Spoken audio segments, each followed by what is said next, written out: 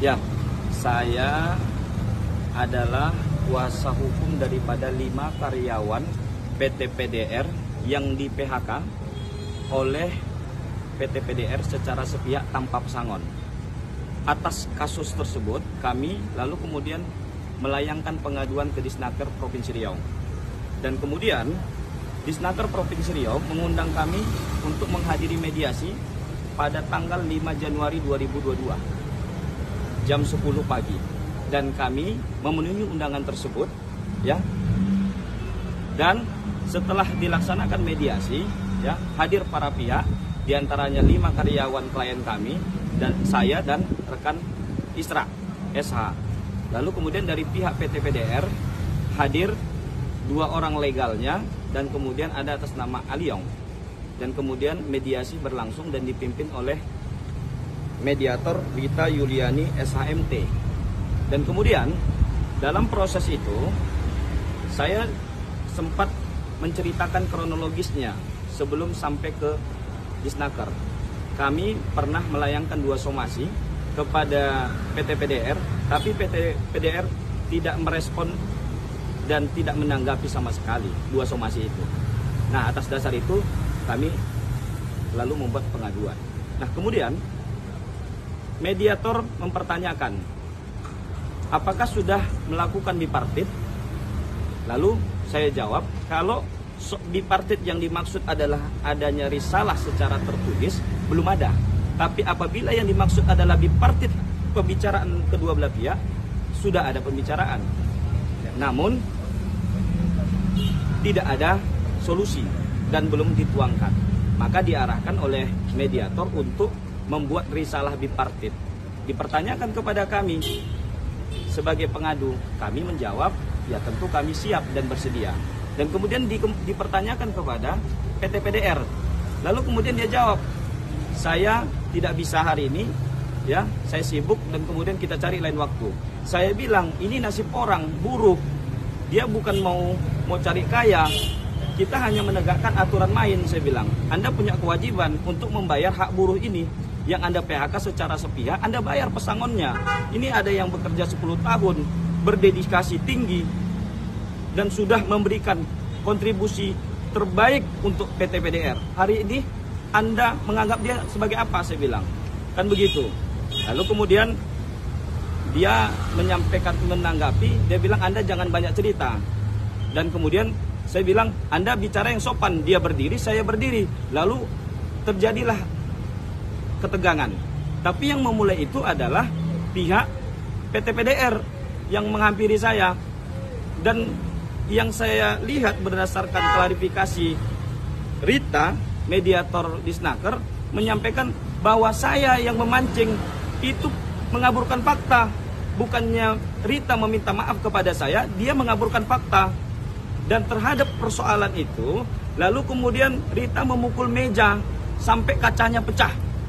Dan kemudian saya ditarik dan didorong serta diusir oleh orang yang kemudian saya bertanya, Anda siapa?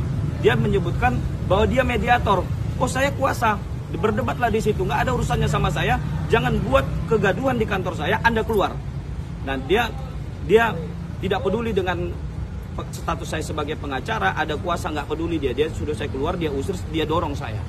Nah, lalu kemudian sampai di luar ruang mediasi, saya tarik yang kemudian saya tahu namanya Pak Puan. Pak, saya mau berbicara. Dia enggan untuk berbicara dengan saya. Anda pergi dari sini, katanya gitu. Nah, maka dari itu saya berdasarkan surat kuasa resmi daripada klien saya merasa dicidrai dan dihina karena saya berdasarkan Undang-Undang Advokat 18 tahun 2003 berhak untuk mendampingi klien saya baik di dalam pengadilan maupun di luar pengadilan. Oleh karena itu, atas sikap daripada Pohan yang juga saya laporkan, dia ini kan tidak punya kapasitas di dalam perkara yang sedang berlangsung. Saya kan nggak ada urusan sama dia. Kok bisa dia masuk lalu kemudian menarik saya dan mengusir saya? Dia nggak tahu ceritanya bagaimana gitu loh. Ini kan Bang sebagai pengacara di undang-undang nih Bang. Adanya kejadian seperti ini, langkah seperti apa yang akan melakukan? Baik, langkahnya sudah konkret setelah saya berkoordinasi dengan DPC Pradi Pekanbaru, Ibu Megawati Matondang SH, dan kami kemudian tadi malam resmi membuat laporan polisi nomor STPL _B-04-1-2022 SPKT Rio. Kami laporkan yang bersangkutan Rita Yuliani SHMT dari KK, mediator, dan kemudian Bismillahirrahmanirrahim. Assalamualaikum warahmatullahi wabarakatuh. Waalaikumsalam. Terima kasih Pak Kadis, Pak Sekretaris, dan Pak Kadis. Saya selaku mediator yang menangani permasalahan PT Pekanbaru Sidoarjo dengan 5 karyawannya yang di PHK, lihat saudara Firwanto dan kawan-kawan CS memberi penjelasan tentang kronologis kejadian sebenarnya. Jadi teman-teman, selamat datang teman-teman dari wartawan, media elektronik. Saya juga didampingi oleh rekan-rekan saya dari mediator hubungan industrial yang kebetulan pada saat itu ikut menyaksikan peristiwanya. Ya.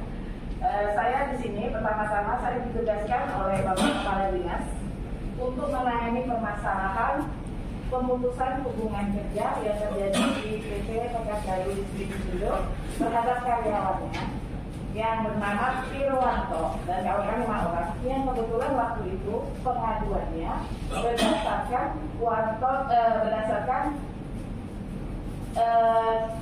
surat dari kantor kuasa hukum Isra Rahmat Isra SH dan partner yang di dalamnya kebetulan waktu itu dia berpantun dengan Bapak Mirwansa. Kami telah melakukan pemanggilan klarifikasi pada tanggal 5 Januari, hari Rabu kemarin, pada pukul 10 pertemuannya. Dan kemudian menunggu kehadiran dari kuasa hukum dan pekerjanya. Pertemuan itu molor 45 menit dari jadwal yang ditentukan. Dan kami melakukan pertemuan klarifikasi di pukul 10.45 menit dan pihak perusahaan sudah menunggu selama 45 menit. Nah, kemudian pertemuan datang kuasa hukum sama pekerjanya, kita bertemu untuk pertemuan klarifikasi. Saya mediator di situ mempertemukan para pihak pekerja dan pihak perusahaan. Syarat utama dalam melakukan mediasi adalah apakah sudah terpenuhinya syarat formil masing-masing pihak, yaitu diwujudkan dengan adanya risalah perundingan bipartit. Saya tanyakan pada masing-masing pihak, apakah para pihak sudah melakukan perundingan bipartit? Dan dijawab oleh masing-masing pihak, baik pekerja maupun pihak perusahaannya, menyatakan bahwa belum dilaksanakan perundingan bipartit. Nah, sebagai mediator kita tahu acuannya, kita punya SOP-nya, kita mempunyai acuan yaitu Undang-Undang Nomor 11 tahun 2020, kemudian di samping itu diinfokan dengan Undang-Undang Nomor 2 tahun 2004 bahwa tidak dapat melakukan mediasi apabila syarat tersebut belum terpenuhi. Nah, maka dari itu saya menyarankan kepada kedua belah pihak untuk melakukan perundingan secara tripartit. Nah, pada waktu itu pihak pekerja tidak keberatan melakukan perundingan tripartit. Oke, tetapi pihak perusahaan merasa keberatan karena mungkin memerlukan waktu atau tempat yang khusus melakukan perundingan tersebut. Perundingan tripartit itu adalah menyangkut masalah pemutusan hubungan kerja dan hak-hak yang akan diperoleh pekerja.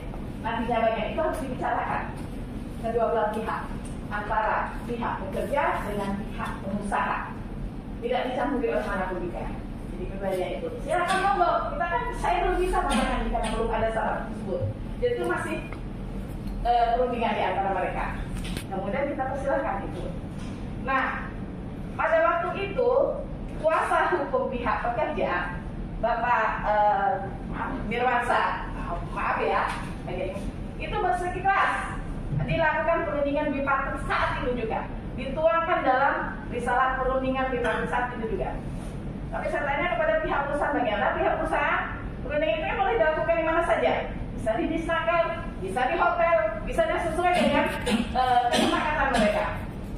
Pihak perusahaan menyatakan butuh waktu untuk melakukan perundingan tersebut. Oh ya monggo, silakan kita tawarkan bagaimana enaknya, kan begitu kita mau fasilitasinya. Nah, pihak perusahaan meminta waktu, pihak pemerintah harus keras. Nah, bersikeras ini berujung pada bantahan-bantahan yang dilakukan antara pekerja dengan perusahaan, kuasa pekerja maksud saya dengan pihak perusahaan, hingga membuat emosi ya berdiri dan pihak Bapak Wirasa itu menghampiri, seakan-akan menghampiri pihak perusahaan. Pihak perusahaan juga berdiri. Saya bilang oke, selesaikan ini pembicaraan ini secara baik, tetapi saya tidak digubris ya, karena mungkin perempuan di situ, sementara saya di ruangan itu 12 orang. Nah kemudian ribut, terjadi keributan, suara saya tidak dengar, saya pukul meja memang kacanya sudah pecah, jadi saya pukul sedikit aja mungkin sudah pecah untuk menenangkan suasana. Tidak juga berhasil, mereka tetap marah.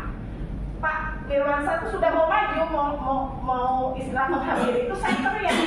Kebetulan rekan-rekan mediator saya yang di luar ruangan itu mendengar suara teriakan saya, masuk. Nah di situ saya masuk itu Pak Kohan, Pak Ferry, sama Pak Dasril. Nah masuk.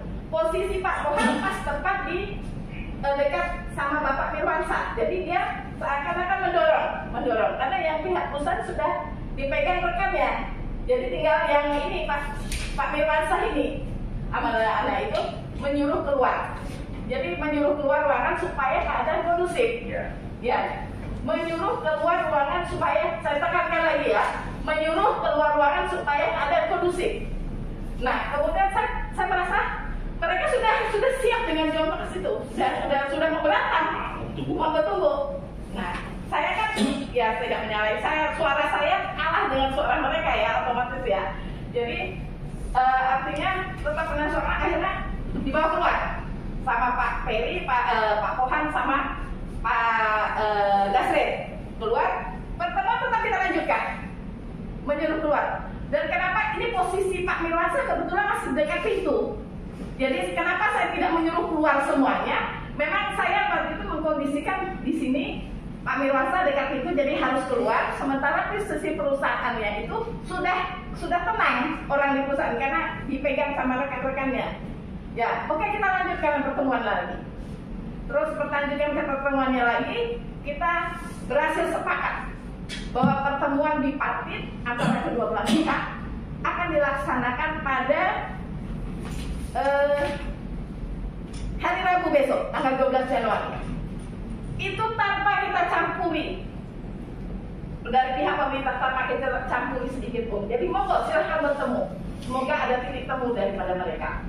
Silakan. Jadi saya tidak, sekali lagi saya tekankan, tidak ada kita mengusir gitu. Kamu menyuruh keluar dari ruangan untuk menjaga kondusif ruang itu.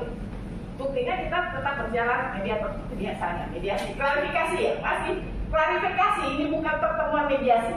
Masih syarat formil yang belum terpenuhi kedua belah pihak. Jadi kita pemerintah belum bisa ikut campur dalam penanganan permasalahan ini.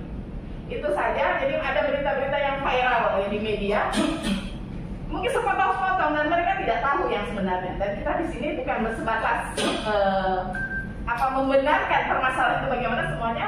Ya nanti kalau misalnya ini kita serahkan kepada yang itu ya Pak ya, pihak yang membagi. Terima kasih, itu saja penjelasan dari kami. Pak Adis. Ya. Terima kasih, jelas ya. Ini mediator yang menangani kasus ini. Saya hanya mengambil kesimpulan. Pertama, tidak benar Disnaker mengusir Bapak Mirwansyah. Bapak perusahaan itu dalam hal mendampingi kasus pekerja untuk melakukan klarifikasi tadi. Buktinya sebelum kejadian itu kan paginya sudah ada duduk bersama. Ada mediator, ada pihak Pak Mirwansyah yang juga ada 4 orang pekerja dan juga ada pengusaha. Itu fakta. Jadi tidak ada Disnaker itu tidak mengakui itu adalah kuasa daripada pekerja.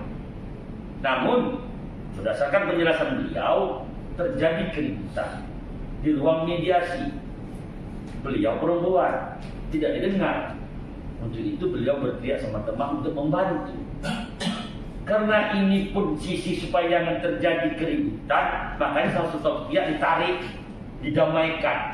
Karena Pak Mirwansyah di luar itu mungkin mendekati keluar, makanya dikeluarkan dulu. Bukan dikeluarkan tidak dalam penanganan, tetapi dikeluarkan jangan sampai terjadi dontok-dontokan. Setelah itu kan duduk bersama lagi kan Bu, bahwasanya akan melakukan tripartit tanggal 12 Januari 2022. Nah itu koordinatnya. Karena syarat formil untuk melakukan mediasi itu harus dipenuhi dulu. Bipartit itu langkah. Ada risalah bipartit. Kalau tidak cocok lagi, baru lapor ke kami tripartit. Disinilah kami akan mem-BAP atau melakukan pemanggilan, minta keterangan. Setelah itu baru kita melakukan surat pengunduran. Karena apa? Kalau kedua belah pihak tidak setuju dengan yang diberikan untuk kepada hak pekerja atau apapun, itu ada namanya pengadilan pihak. Jadi ini proses ini harus dipenuhi dulu kata dia syarat formil. Mana itu bipartitnya? Nah ini yang Bapak pihak media wajib menjelaskan kepada masyarakat agar tidak terlalu. Tapi beliau sudah melaporkan ke pihak Polda, tentu Ibu Rita siap untuk menjelaskan duduk perkaranya. Makanya hari ini juga saya perintahkan Pak Sek, Pak Pohan, Ibu Rita berkonsultasi ke Biro Hukum. Dan ini menyangkut lembaga. Nah, supaya yang dikerjakan dia ini bukan kerja individu. Beliau sebagai mediator yang ditugaskan negara untuk menyelesaikan perselisihan antara pengusaha sama masyarakat. Saya cukup ya. Kalau ada pertanyaan silakan. Sekian. Assalamualaikum warahmatullahi wabarakatuh.